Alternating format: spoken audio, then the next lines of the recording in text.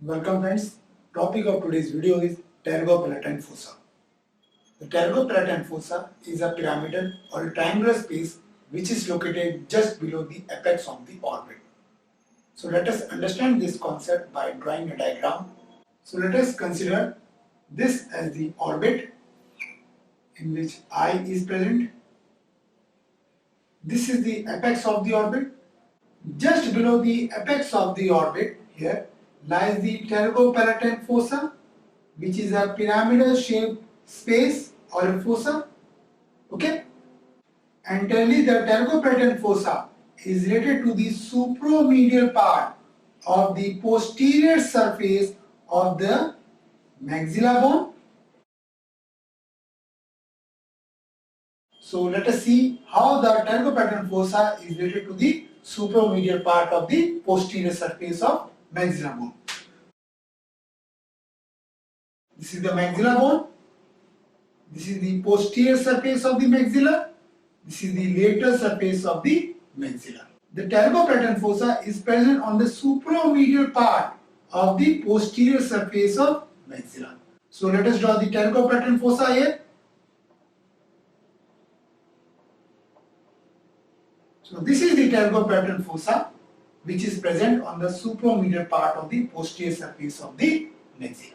The pterygopalatine fossa is bounded superiorly by the body of the sphenoid. Okay, so this is the body of the sphenoid.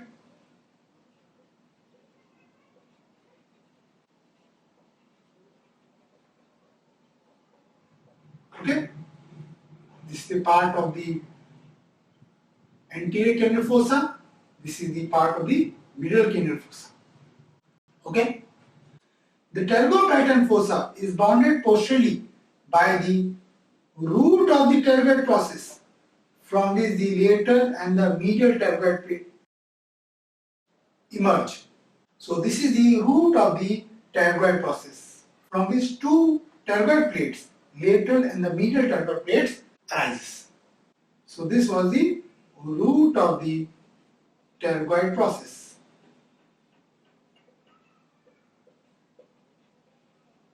Okay.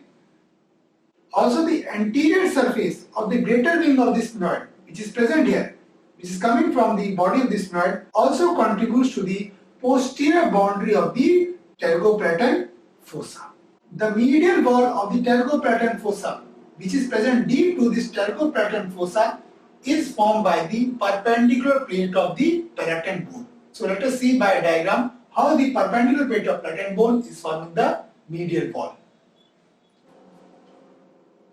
Let us assume this is the perpendicular plate of the palatine bone. This is the other side perpendicular plate. This is the horizontal process of the palatine bone. This is the perpendicular plate of the palatine bone. This is the nasal septum, dividing the nasal cavity into two nasal halves. Now let us put the pterygopalatine fossa in this diagram. The pterygopalatine fossa is related to the upper part of the perpendicular plate of palatine bone. So we can see here how the perpendicular plate of palatine bone is forming the medial wall of the two pterygopalatine fossa. Two processes of the palatine bone, that is, one is the sphenoidal process and another is the orbital process. This is the sphenoidal process and this is the orbital process of the palatine bone, also takes part in forming the medial wall of the pterygopalatine fossa. So this was the sphenoidal process and this was the orbital process. Between the sphenoidal process and the orbital process, you can see a notch, which we will study later, will help in a formation of a foramen known as the sphenopalatine foramen. Inferiorly, the maxilla bone and the root of the pterygoid process are coming towards each other to make this gap narrower. This narrow gap is filled by another bone, which is known as the pyramidal process of the palatine bone. So let us understand this pyramidal process of palatine bone in this diagram. The pyramidal process is emerging laterally from this perpendicular plate of palatine bone like this. and filling this narrow gap between the maxilla and the root of the pterygoid process. So we can see here how this pyramidal process on both these sides is forming the inferior border of the pterygoplatean fossa. Okay, so this was the pyramidal process of the palatine bone, and this pyramidal process was getting sandwiched between two bones, that is the maxilla and the root of the pterygoid process. So inferior boundary will be formed by the pyramidal process of the palatine bone. Laterally, the pterygoplatean fossa is deficient and is communicating with the larger fossa here, which was known as the infratemporal fossa, through a fissure which is bounded anteriorly by the maxilla, posteriorly by the root of the pterygoid process. This fissure or this window through which the pterygoplatean fossa is communicating with the infratemporal fossa is known as pterygomaxillary fissure.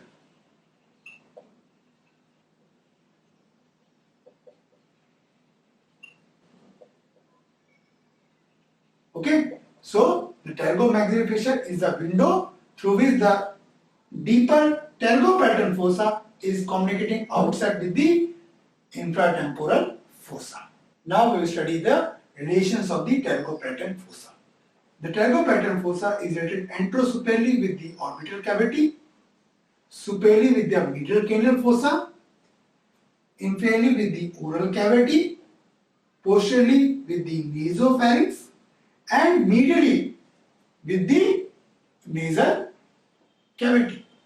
So these are the cavities which are in relation with the pterygoplatean fossa. Now the communications of the pterygoplatean fossa. The pterygoplatean fossa is communicating anterosuperiorly with the orbital cavity through the inferior orbital fissure. So this is the inferior orbital fissure through which the pterygoplatean fossa is communicating with the orbital cavity. Medially, the pterygoplatean fossa is communicating with the nasal cavity through a foramen which is present here between the sphenoidal process and the orbital process.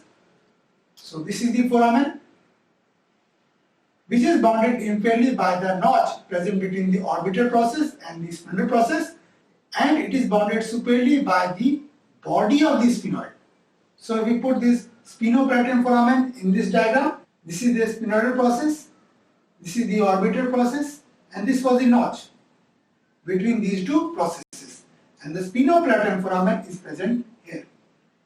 Here we can see that the sphenoplatean foramen is bounded superiorly by the body of the sphenoid, through which the pterygoplatean fossa is communicating with the nasal cavity on both these sides. Okay, so this was the sphenoplatean foramen.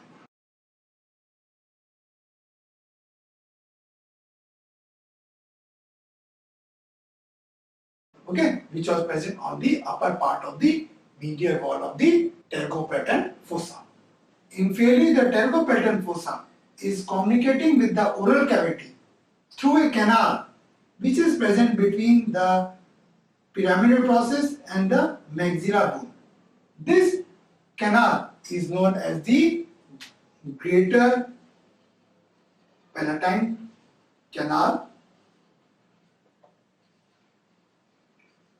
or we can say as the palatine canal.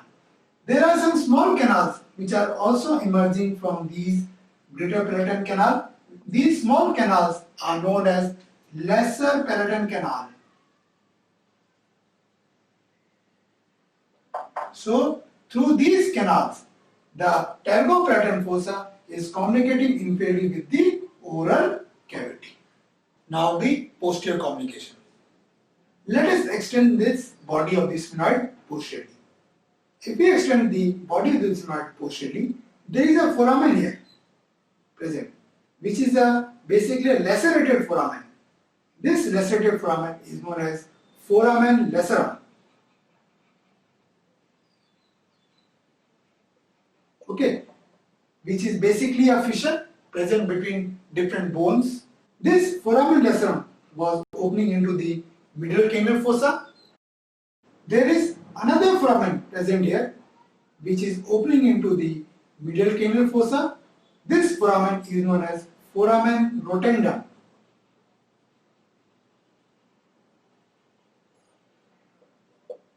Now, this foramen rotundum is opening onto the posterior surface of the pterygopalatine fossa. Okay, in this way.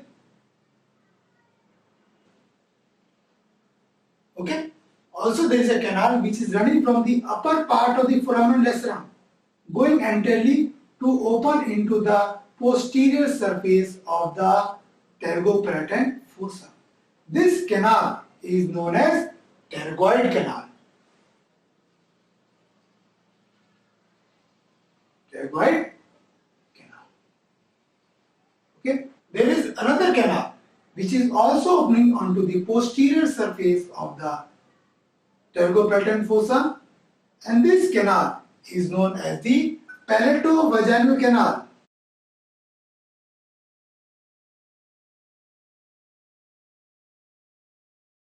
Which is opening into the nasopharynx. So what are the communications or opening in the pterygopalatine fossa? Endosuperiorly, it was communicating with the orbital cavity through the inferior orbital fissure. Medially, it was communicating with the nasal cavity through the sphenopalatine foramen. Inferiorly, it was communicating with the oral cavity through the palatine canals, greater and the lesser palatine canal. Posteriorly, it was communicating with the middle canal fossa by two openings. First was the foramen rotundum. Second was the pterygoid canal, through which it was opening into the upper part of the foramen lacerum, and through the foramen lacerum it was communicating with the middle canal fossa. A third communication through which it was communicating with the nasopharynx through the palatovaginal canal. And the last opening is the pterygomaxillary fissure, through which it was communicating with the infratemporal fossa. So these are the 7 openings through which the pterygopalatine fossa is communicating with different cavities or spaces. Now the contents of the pterygopalatine fossa. Let us draw the pterygopalatine fossa again. Okay, so this was the anterior communication with the orbital cavity. These were the 3 openings on the posterior surface: foramen rotundum, pterygoid canal, and the palatovaginal canal. This was the inferior communication, that was the pterygopalatine canal. This was the medial communication, sphenopalatine foramen, and this was the lateral communication, that was the pterygomaxillary fissure. The first content of the pterygopalatine fossa is the maxillary nerve, which is coming into the pterygopalatine fossa through the foramen rotundum and continuing as the infraorbital nerve, which is passing through this inferior orbital fissure into the orbital cavity. Hanging from the maxillary nerve is a ganglia, which is known as pterygopalatine ganglia.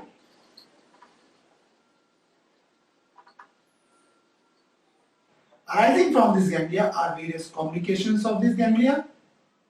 The third structure which is present in the pterygopalatine ganglia is the artery, which is the third part of the maxillary artery, which is entering into the pterygopalatine fossa through the pterygomaxillary fissure along with its branches. So these 3 are the contents of the pterygopalatine fossa, that is the maxillary nerve, the pterygopalatine ganglia and its communications, and the third part of maxillary artery along with its branches. So this completes the pterygopalatine fossa. Thank you very much.